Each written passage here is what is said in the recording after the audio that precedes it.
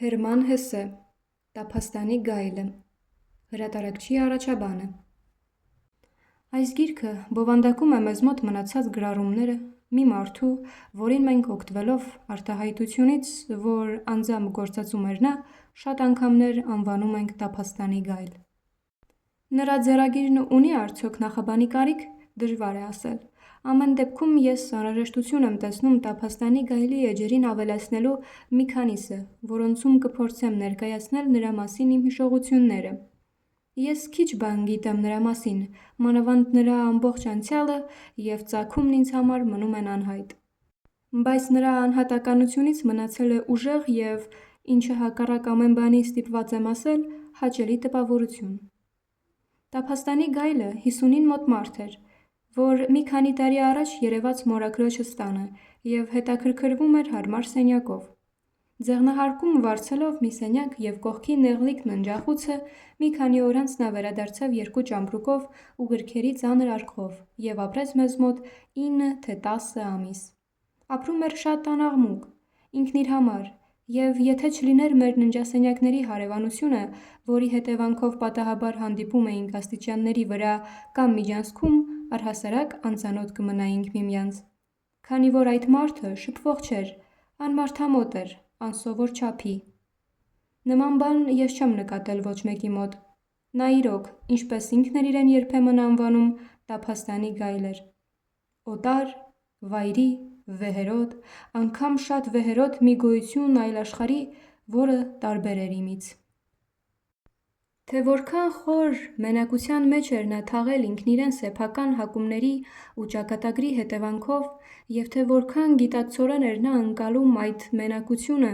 իբրև իր ճակատագիր, անշուշտ, իմացա միայն նրա թողած գրառումներից։ Բայց դրանից առաջ էլ, կարճատև հանդիպումների ու զրույցների շնորհիվ, արդեն որոշ չափով ճանաչել էի նրան և այն կերպարը, որ գրառումների միջոցով ստեղծեց նրա մասին, և գտնում եմ, որ հիմնականում համապատասխանում է, անշուշտ, առավել դժգույն և առավել թերի այս կերպարին, որ ինձ համար գծագրվեց մեր անձնական ծանոթության շնորհիվ։ Պատահաբար ես այնտեղ էի այն պահին, երբ Տափաստանի գայլն առաջին անգամ մտավ մեր տուն և սենյակ վարձեց մորաքրոջս տանը։ Նա եկավ միջօրեի մի ժամի, ափսեները դեռ սեղանի վրա էին, և ես աշխատավայրս վերադառնալու համար դեռ կես ժամ ունեի։ Չեմ մոռացել այն երկակի ու զարմանալի տպավորությունը, որ նա թողեց ինձ վրա առաջին հանդիպմանը։ Նա ներս մտավ ապակեպատ դռնով, նախապես հնչեցնելով զանգը, և մորաքույրս կիսամութ սենյակում հարցրեց նրան, թե ինչ է կամենում, բայց նա, Տափաստանի գայլը, վեր տնկելով իր սուր, կարճամազ գլուխը, քթով նյարդայնորեն հոտոտում է շուրջ բոլորը և մինչ կպատասխաներ կամ կհայտներ իր անունը, ասաց. «Օ, ինչ լավ հոտ է փչում այստեղ»։ Այդ ասելով նա ժպտաց, և իմ բարի մորաքույրը ժպտաց նրա հետ, բայց իմ կարծիքով ողջույնի նման խոսքերը շատ ծիծաղելի էին, և նրա նկատմամբ ես ինչ-որ հակակրանք զգացի։ «Ահ հա», ասաց նա, «եկել եմ վարձու սենյակի համար, որ դուք ունեք»։ Միայն այն ժամանակ, երբ երեքով բարձրացանք ձեղնահարկի աստիճանները, ես կարողացա ավելի լավ տեսնել այդ մարդուն։ Շատ բարձրահասակ չէր, սակայն բարձրահասակ մարդու քայլվածք ու պահվածք ուներ։ Կրում էր ժամանակակից հարմարավետ ձմեռային վերարկու և առհասարակ հագնված էր վայելուչ, բայց ոչ խնամքով, մաքուր սափրված էր և գլխին ուներ կարճ մազեր, որոնք տեղ-տեղ փայլում էին ճերմակով։ Նրա քայլվածքը հենց սկզբից ինձ դուր չեկավ, նրա մեջ ինչ-որ լարվածություն ու անվճռականություն կար, որը չէր համապատասխանում նրա սուր, ուժեղ դիմագծերին, ինչպես նաև խոսքի հնչերանգին ու բնույթին։ Միայն հետո ես նկատեցի և հասկացա, որ նա հիվանդ է, և քայլելը նրան տառապանք է պատճառում։ Առանձնահատուկ մի ժպիտով, որ նույնպես այն ժամանակ ինձ համար անտանելի էր, նա զննում էր սանդուղքները, պատերը և լուսամուտները, սանդղահարթակի հին, բարձր պահարանները։ Թվում էր, որ այդ ամենը նրա համար դուրեկան էր, միաժամանակ նաև ինչ-որ ծիծաղելի։ Առհասարակ, այդ մարդն ամբողջապես այնպիսի տպավորություն էր թողնում, կարծես թե մեզ մոտ էր գալիս օտար մի աշխարհից, անդրծովյան ինչ-որ երկրներից, ու թեև այստեղ ամեն ինչ գտնում էր գեղեցիկ, սակայն փոքր-ինչ ծիծաղաշարժ։ Նրա վարվելակերպը, ես այլ բան չեմ կարող ասել, քաղաքավարի էր, անգամ բարեկամական։ Նա միանգամից և առանց առարկությունների հավանեց նաև տունը, սենյակը, համաձայնեց սենյակի ու նախաճաշի վարձաչափին և այդուհանդերձ այդ մարդն ամբողջությամբ շրջապատված էր օտար և ինչն այն ժամանակ թվում էր իմ սրտով չար կամ թշնամական մթնոլորտով։ Նա վարձեց սենյակը, վարձեց նաև ննջախուցը, խոսք բացեց ջեռուցման, ջրի սպասարկման մասին և տան կարգ ու կանոնից։ Ուշադիր լսեց ամեն բան, համաձայնեց ամեն ինչին, անգամ վարձի կանխավճար առաջարկեց։ Սակայն այդ ամենով հանդերձ թվում էր, որ ոչ համոզիչ, թվում էր, որ նրա համար իր արարքները ծիծաղելի են և դրանք ինքը չի ընդունում լրջորեն, որ իր համար տարօրինակ ու նոր բան է սենյակ վարձելը և մարդկանց հետ գերմաներեն խոսելն այն դեպքում, երբ էությամբ ներսում զբաղված էր միանգամայն այլ գործերով։ Մոտավորապես սա էր իմ տպավորությունը, և այն ավելի չէր բարեփոխվի, եթե նրա հետ չգտնվեինք հակասության մեջ և չփորձեինք ճշգրտել առանձին մանրամասներ։ Ամենից առաջ նրա դեմքը, որն ինձ դուր եկավ հենց սկզբից, այն դուր եկավ հակառակ նշածս օտարոտի տպավորության, հավանաբար ինչ-որ ինքնատիպ, նաև տխուր, զգոն, շատ խելացի, հստակորեն ձևավորված ու ոգեշունչ դեմք էր։ Նրա հանդեպ ինձ ավելի բարեհաճության տրամադրեց նաև այն, որ քաղաքավարության ու սիրալիրության նրա ձևի մեջ,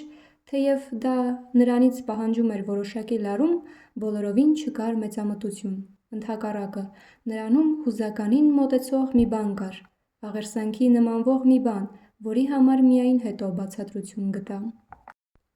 Մինչ կավարտվեին երկու սենյակները դիտելը և մնացած բանակցությունները, սպառվեց նաև իմ ընդմիջման ժամանակը, և ես պետք է գրասենյակ գնայի։ Ես հեռացա և նրան թողեցի մորաքրոջս հետ։ Երբ երեկոյան վերադարձա, մորաքույրս պատմեց, որ օտարականը սենյակը վարձել է և մոտակա օրերին կտեղափոխվի, նա խնդրել է միայն, որ իր գալու մասին ոստիկանական գրանցում չարվի, քանի որ հիվանդ մարդ է, այդ ձևականությունները, ոստիկանական միջանցքներում գրանցումներով և նման բաներով քարշ գալը իր համար անչափ անտանելի են։ Դեռ հստակ հիշում եմ, թե այն ժամանակ դա ինչպես շփոթեցրեց ինձ և թե ինչպես էի զգուշացնում մորաքրոջս չհամաձայնել այդ պայմանին։ Յուրահատուկ օտարության և անվստահության հետ միասին ոստիկանության հանդեպ այս երկյուղը ինձ թվաց արդեն կասկածելի։ Ես հայտարարեցի մորաքրոջս, որ գործ ունենալով միանգամայն անծանոթ անձնավորության հետ, ոչ մի կերպ չի կարելի համաձայնել այս տարօրինակ պահանջին, որի կատարում առիթի դեպքում կարող է իր ետևից շատ տհաճ հետևանքներ ունենալ նրա համար։ Բայց պարզվեց, որ մորաքույրս արդեն խոստացել է կատարել նրա ցանկությունը և որ նա առհասարակ հմայված է այդ օտարականով և հավատարիմ կլինի նրան տրված խոսքին։ Քանի որ նա ոչ մի անգամ դեռ չի ընդունել կենվորների, որոնց նկատմամբ ինչ-որ մարդկային, մտերիմ և ազգակցական, ավելի ճիշտ մայրական կապերի մեջ չկարողանա մտնել, մի բան, որից նախկին կենվորները լիառատորեն օգտվում էին։ Եվ առաջին շաբաթների ընթացքում ստացվեց այնպես,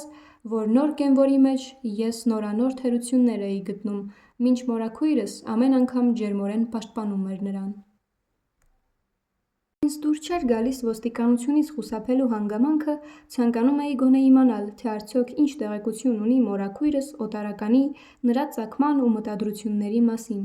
Պարզվեց, որ նա այդ մասին գիտեր, թեև ընդմիջումից հետո աշխատանքի վերադառնալուցս հետո անծանոթն այստեղ մնացել էր շատ կարճ։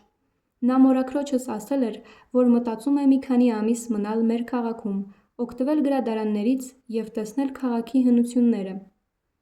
Ըստ էության, մորաքրոջս այնքան էլ հարմար չէր ընդունել կենվորի, որը ցանկանում է տեղավորվել այդքան կարճ ժամանակով, բայց նա արդեն շահել էր մորաքրոջս համակրանքը, չնայած իր տարօրինակ ձևով ներս մտնելուն։ Կարճ ասած, սենյակներն արդեն վարձված էին, իմ առարկությունները այլևս ուշացած։ Բայց ինչու ասաց, թե այստեղ լավ հոտ է փչում, ասացի ես։ Մորաքույրս, որ ժամանակ առ ժամանակ շատ ճշգրիտ ենթադրություններ էր կատարում, դրա վրա ասաց. Ես դա գիտեմ ստույգ, Այստեղ մեզ մոտ փչում է մաքրության ու կարգու կանոնի, հարմարավետ ու վայելուչ կյանքի հոտ, որը նրան դուր է գալիս։ Նա այնպիսի տեսք ունի, որ կարծես սովոր չէ նման կյանքի և ունի դրա կարիքը։ Դե ինչ, մտածեցի, հնարավոր է։ Բայց, ասացի, եթե նա կանոնավոր ու վայելուչ կյանքի սովոր չէ, ապա ինչ է լինելու։ Ինչ ես անելու, եթե նա մաքրասեր չէ և շուրջ բոլորն ամենուրեք թողնելու է իր փնթիության հետքերը, կամ եթե նա ամեն գիշեր տուն գա հարբած։ Կտեսնենք, ասաց նա և ծիծաղեց, և այդ մասին այլևս չխոսեցի։ Եվ փաստորեն իմ մտավախություններն անհիմն էին։ Տնվորը թեև կանոնավոր ու խոհեմ կյանք չէր վարում, մեզ ոչ անհանգստացնում էր, ոչ էլ վնաս պատճառում։ Մենք նրան մինչև այսօր էլ հիշում ենք սիրով։ Ներքուստ, սակայն, հոգու մեջ այդ մարդը երկուսիս էլ, մորաքրոջս և ինձ, խանգարել է շատ ու շատ, անհանգստության մատնել և, պարզ ասած, ես նրանից բոլորովին էլ չեմ ազատվել։ Գիշերները երբեմն նրան տեսնում եմ երազում և զգում եմ, որ նա, նրա նման արարածի գոյությունը, ըստ էության, խանգարում ու անհանգստացնում է ինձ, թեև դարձել է սիրելի։ 2 օր անց Կարապանը բերեց իրերը օտարականի, որին կոչում էին Հարրի Հալլեր։ Կաշվե շատ գեղեցիկ ճամփրուկն ինձ վրա լավ տպավորություն թողեց, իսկ մեծ, տափակ ճամփորդականը վկայում էր նախկին հեռավոր ճամփորդությունների մասին։ Ամեն դեպքում նրա վրա փակցված էին զանազան նաև անդրծովյան երկրների հյուրանոցների ու տրանսպորտային գործակալությունների դեղնած ազդագրեր։ Ապա երևաց ինքն անձամբ, և սկսվեց այն շրջանը, որի ընթացքում աստիճանաբար ճանաչեցինք այդ խորհրդավոր մարդուն։ Սկզբում այդ նպատակով ես իմ կողմից ոչինչ չէի ձեռնարկում, թեև առաջին րոպեներից սկսած, երբ տեսա Հալլերին, նա հետաքրքրեց ինձ, սակայն առաջին մի քանի շաբաթներին ոչինչ չէի անում, որպեսզի հանդիպեմ նրան կամ զրույցի բռնվեմ հետը։ Դրան հակառակ, խոստովանում եմ, ես անշուշտ հետևում էի նրան, նույնիսկ բացառության կարգով մտնում էի նրա սենյակ կամ, հետաքրքրությունից դրդված, առհասարակ մի քիչ լրտեսում նրան։ Տափաստանի գայլի արտաքինի մասին մի քանի տեղեկություններ տվել եմ արդեն։ Նա անպայմանորեն և առաջին իսկ հայացքից թողնում էր նշանավոր, բացառիկորեն ընդունակ և անսովոր մարդու տպավորություն։ Նրա դեմքը լի էր խելացիությամբ, իսկ գծերի արտակարգ նուրբ ու շարժուն խաղերն արտացոլում էին ուշագրավ, չափազանց կենդանի, բացառիկ խոր ու զգայուն ներաշխարհը։ Երբ մարդ խոսում էր նրա հետ, և նա, ինչը պատահում էր ոչ հաճախ, դուրս էր գալիս սովորականի սահմաններից ու հաղթահարելով օտարությունը, արտահայտում էր սեփական անձնական մտքեր, զրուցակիցը ստիպված էր լինում առանց այլևայլության ենթարկվել նրան։ Նա ավելի երկար էր մտածում, քան սովորական մարդիկ, և դրսևորում էր սառնությանը մոտ այն ճշգրտությունը, այն հուսալի խելամտությունն ու գիտելիքները, որոնցով օժտված են միայն իրոք հոգևոր անհատները, ովքեր զուրկ են երբևէ փայլելու, մյուսներին համոզելու կամ իրավացի դուրս գալու որևէ փառասիրությունից։ Նրա այստեղ լինելու վերջին ժամանակներից հիշում եմ նման մի արտահայտություն, որն արտահայտություն էլ չէր, այլ բաղկացած էր նրա սոսկ մի հայացքից։ Մի համբավավոր, իմաստասեր և մշակույթի քննադատ, եվրոպական հեղինակություն ունեցող մի անձնավորություն համալսարանի դահլիճում պետք է դասախոսություն կարդար, և ինձ հաջողվեց Տափաստանի գայլին, որը սկզբում բոլորովին էլ չուրախացավ դրա համար, համոզել գնալու այդ դասախոսությանը։ Մենք գնացինք միասին և դահլիճում նստեցինք կողք կողքի։ Երբ զեկուցողը բեմ բարձրացավ և սկսեց իր խոսքը, հիասթափեցրեց շատ ունկնդիրների, որոնք նրա մեջ ակնկալում էին մի տեսակ մարգարեի տեսնել, սակայն նրա մութը ինչ-որ ծեքծեքուն, ինչ-որ ունայն բան ուներ իր մեջ։